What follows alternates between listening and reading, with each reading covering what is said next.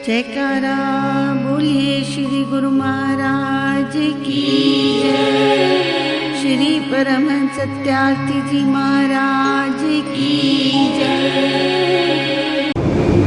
श्री नगली निवासी भगवान श्री परमहंस सत्यार्थी जी महाराज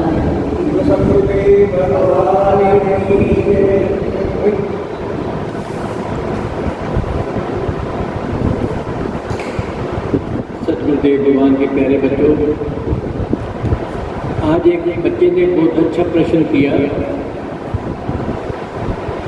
आत्मा अजर अमर अविनाशी है, तो ये हमारे कर्म कौन ले जाता है? वो तो निर्लेप है। इसमें प्यारे बच्चों वास्तव में सोचा जाए तो दो चीज़ें पहले सोच लो। एक, आत्मा क्या है, कैसे शरीर में आती है और कैसे जाती है, इसका रूप क्या है, इसका स्वरूप क्या है। और दूसरा, इसकी प्रकृति। जितने भी धर्मशास्त्र हैं हमारे, उनमें से एक शब्द आता है पुरुष और प्रकृति। पुरुष प्रकृति के बिना अधूरा है और प्रकृति पुरुष के बिना अधूरी है। जितने हमारे अंदर अंतःकरण है, मन बुद्धि चित्त और अहम भावना, ये सारी मिलाकर के आत्मा की प्रकृति बनती है। एक बात और सोचो,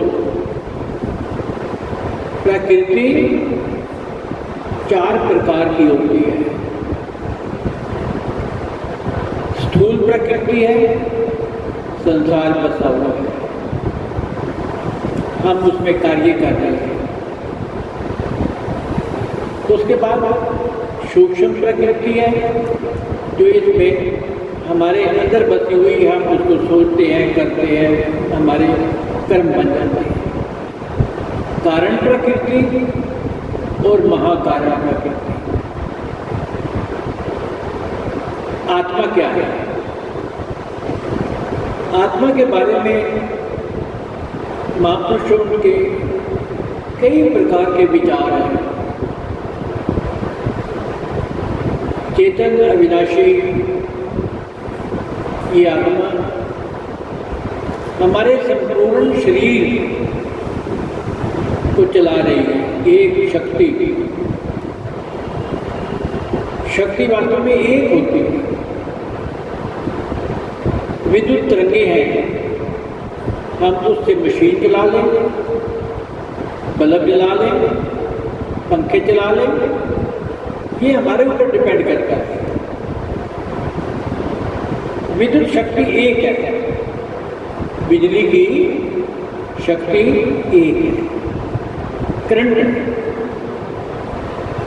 तार में करंट है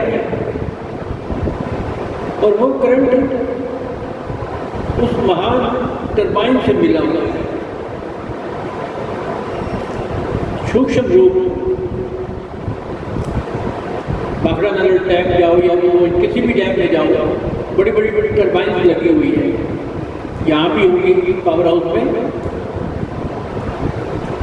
ये उससे कनेक्शन है। परंतु हमारे घर में हम जितना उसका प्रयोग करेंगे वो उतनी पावर देगा। एक छोटा सा बल्ब 5 वाट का है तो वो उसी की देगा। और इसीलिए उपनिषद क्या कहती है?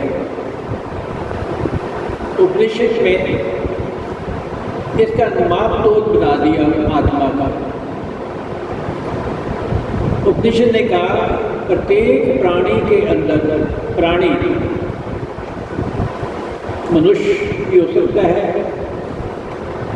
जिसमें जान है, जानवर हो सकता है, पक्षी, परिंदे, सूक्ष्म से सूक्ष्म जीव और महान से महान, बड़े से बड़ा जीव।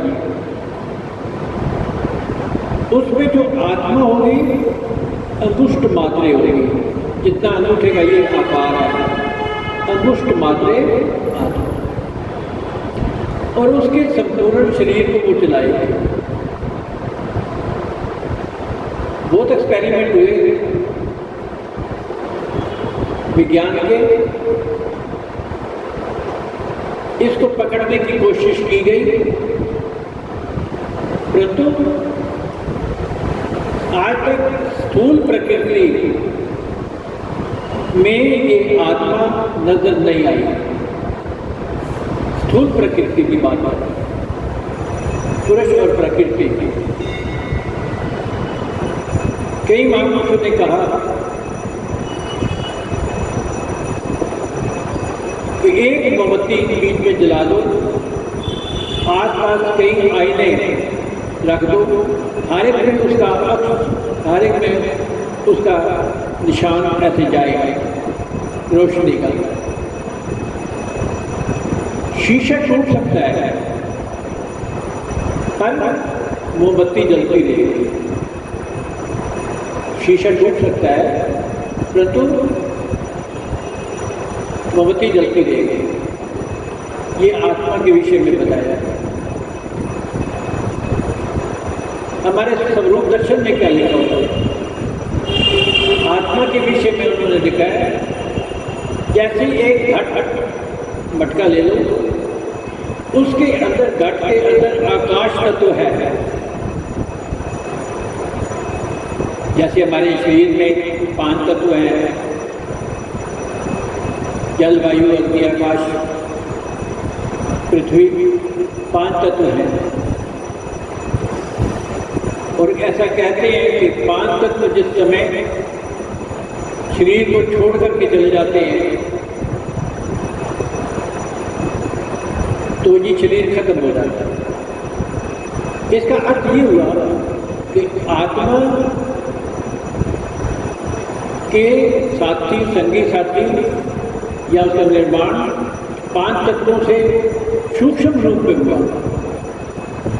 प्रकृति हमारी कारण और महाकारण तक, जहाँ प्रकृति का केवल आभास होता है, महापुरुष समाधि अवस्था में जाते हैं।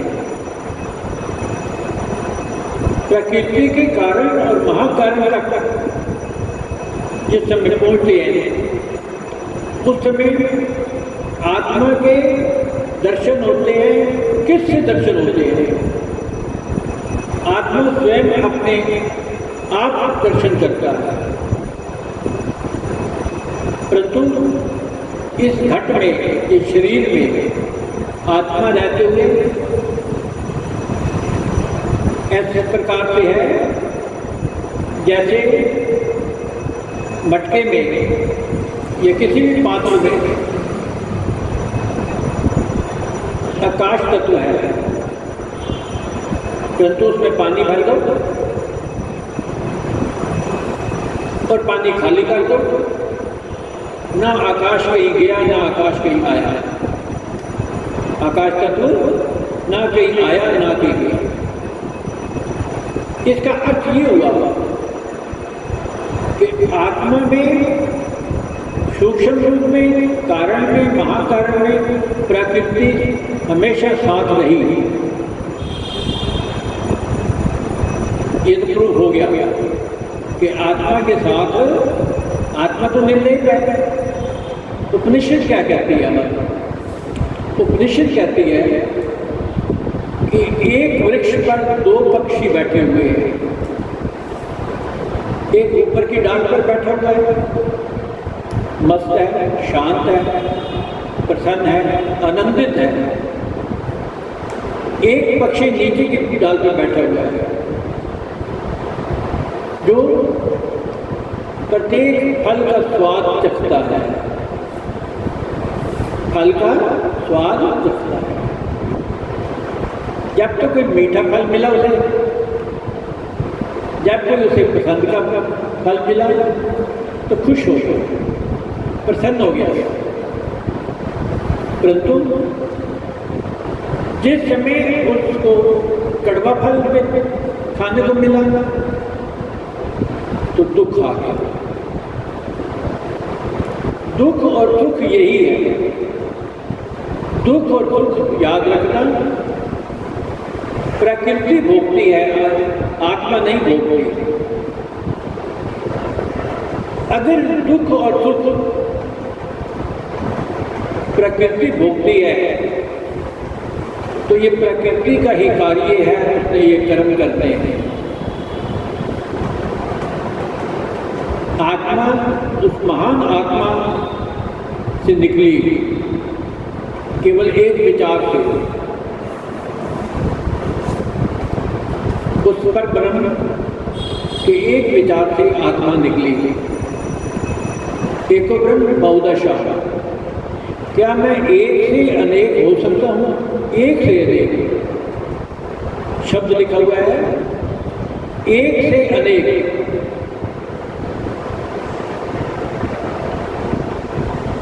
भागवत कथा एक दिन मैं देख रहा था, उसमें एक प्रसंग आता है कि भगवान कृष्ण सेंटर में राधा के साथ नृत्य कर रहे हैं, रास रचा रहे हैं। आसपास सारी गोपियां हैं। गोपियों ने ऐतराज किया कि ऐ भगवान कृष्ण, तू केवल राधा के साथ ही रास रचाएगा, हमारे साथ क्यों नहीं रचाएगा? तो प्रसंग में ऐसा कहते हैं कि भगवान कृष्ण को अनेक रूप धारण करने पड़े, अनेक रूप, और प्रत्येक गोपी के साथ रास रचाने के लिए भगवान कृष्ण ने अपना रूप बदला। प्रत्येक गोपी कहने लगी कि मेरे साथ ही भगवान कृष्ण है। ऐसे हम महापुरुषों को भी देखते हैं, एक ही समय में जो हमारे महापुरुष दयाल प्रभु जी, नंगली निवासी भगवान जी, ब्रह्मस त्यागी जी महाराज जी, इनके बारे में मैं कई बच्चों से सुनता हूँ। कई बच्चे आकर कहते हैं कि आज रात को मुझे दर्शन हुए। एक बच्चे ने कहा मुझे रात को दर्शन हुए, दूसरे बच्चे ने कहा दर्शन हुए, तीसरे बच्चे ने कहा, चौथे बच्चे ने कहा। इसका मतलब यह है कि एक से अनेक, एक से अनेक हो गए। जब प्रकृति अपना कार्य करती है, आत्मा निर्लेप रहती है। भगवान कृष्ण ने कहा कि मैं सारी वनस्पतियों में सब जगह पर मैं ही हूं, परंतु मैं सभी कुछ करता हुआ भी निर्लेप हूं, मेरा उसमें कोई हिस्सा नहीं है। इसके कई उदाहरण दे सकता हूं मैं, परंतु वास्तविकता क्या है कि आत्मा में कुछ नहीं करता, सिर्फ अपनी शक्ति देती है, सिर्फ अपनी शक्ति। श्री स्वरूप दर्शन में लिखा हुआ है कि बच्चे एक शीशा लेते हैं,